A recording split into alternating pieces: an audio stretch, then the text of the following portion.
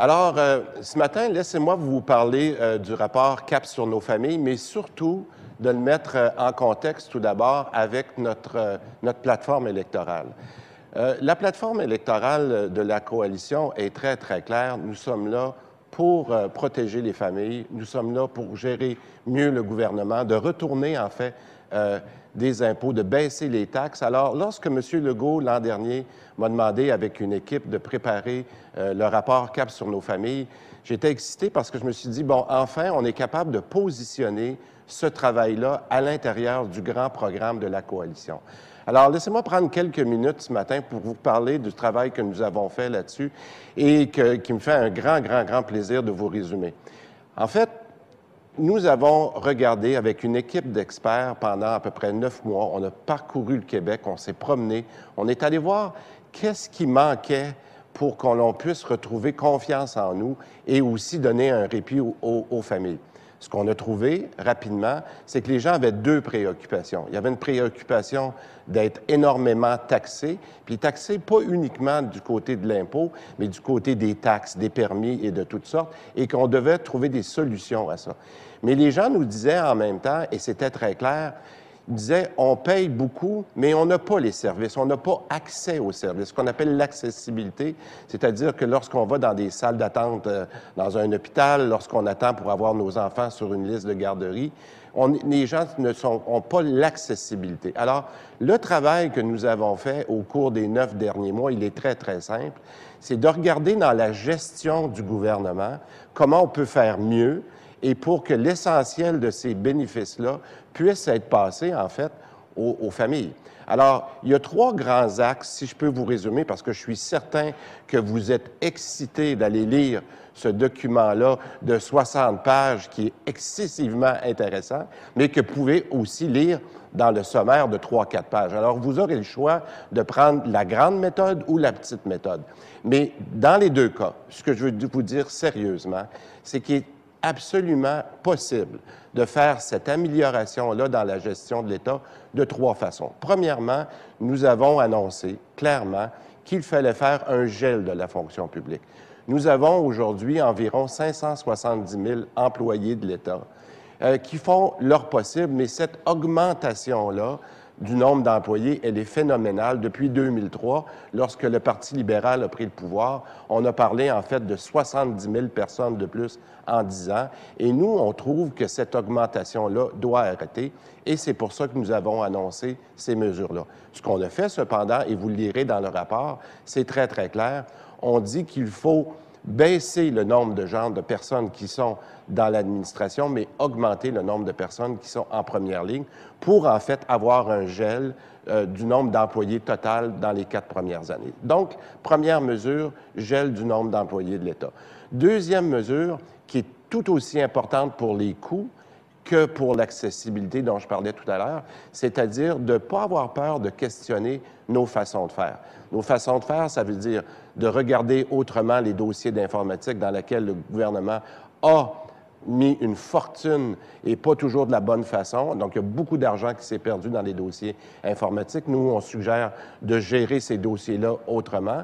Nous avons aussi suggéré une meilleure façon de faire l'approvisionnement du gouvernement, les achats en quelque sorte. Les façons de faire, c'est de récupérer aussi de l'argent que nous avons perdu par centaines de millions dans la corruption. On peut le faire, on peut aller rechercher de cet argent-là. Et quatrièmement, nos meilleures façons de faire dans la santé. Il y a eu plusieurs rapports qui ont été écrits au cours des dernières années qui ont été tablettés. Nous, on veut reprendre l'essentiel de ces recommandations-là et améliorer nos façons de faire dans la santé pour, en fait, diminuer les coûts, mais aussi régler le problème d'accessibilité dont je vous parlais.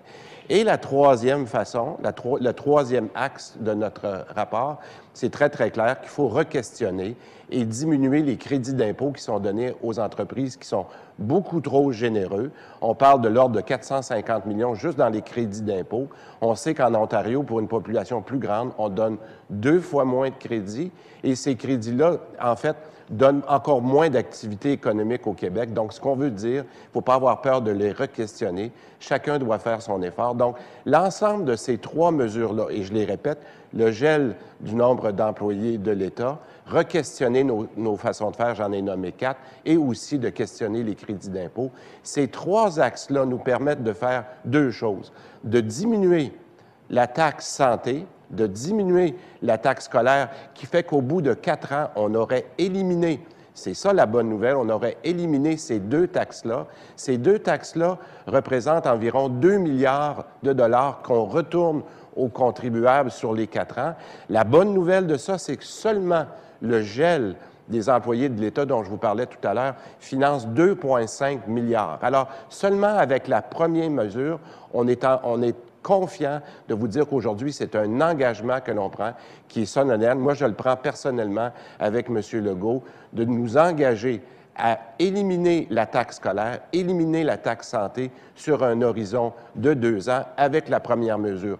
Les 2 autres mesures dont je vous ai parlé tout à l'heure nous permettent d'arriver à un équilibre budgétaire, et ça, c'est tout aussi important lorsqu'on regarde notre dette aujourd'hui. On veut éliminer le déficit le plus rapidement possible. On veut le faire en 2014-15, qui commence dans quelques jours, et pour ça, nous avons besoin des 2 autres mesures. L'ensemble du rapport CAP sur nos familles, comme je l'ai dit un peu à la blague tout à l'heure, vous pouvez aller le lire. Je vous le résume aujourd'hui parce qu'on y croit énormément. On a passé, en fait, avec l'équipe, beaucoup de temps à préparer ce document-là, et aujourd'hui, il est une composante importante de notre plateforme électorale. Et ce qui est important, pour terminer, c'est qu'il vient compléter, en fait, la vision que M. Legault a mis pour le parti l'automne dernier avec le projet Saint-Laurent. Le projet Saint-Laurent, c'est la vision, c'est de dire où on veut aller avec le Québec, où on veut aller pour créer des emplois, qu'est-ce qu'on veut faire avec le projet Saint-Laurent, qu'est-ce qu'on veut faire en termes d'innovation pour rendre le Québec plus productif, qu'est-ce qu'on veut faire avec l'industrie touristique, qu'est-ce qu'on veut faire avec l'environnement, comment on veut, par exemple, mieux se servir de certains terrains contaminés qui sont sur l'île de Montréal, où on pourrait avoir des zones d'innovation. En fait, le projet Saint-Laurent, c'est la vision du Québec pour au moins les 10 prochaines années. Et ce que je viens de vous décrire dans le CAP sur nos familles, c'est le plan d'action des 4 premières années pour être capable de travailler dans ce sens-là. Parce que lorsqu'on fait un redressement, et c'est ça qu'on a besoin au Québec, c'est de travailler sur le redressement à court terme, mais en même temps avoir une vision. Alors moi, je tiens à vous remercier aujourd'hui d'avoir pris le temps de prendre quelques minutes pour comprendre bien comment se situe le CAP sur nos familles, ce rapport, dans le projet Saint-Laurent et qui est résumé dans notre plateforme électorale que nous avons déposée ce matin. Je vous souhaite une bonne lecture. Nous avons travaillé très fort pour vous donner ça et j'espère avoir des questions sur notre blog en allant visiter le site de la Coalition. Merci à tout le monde.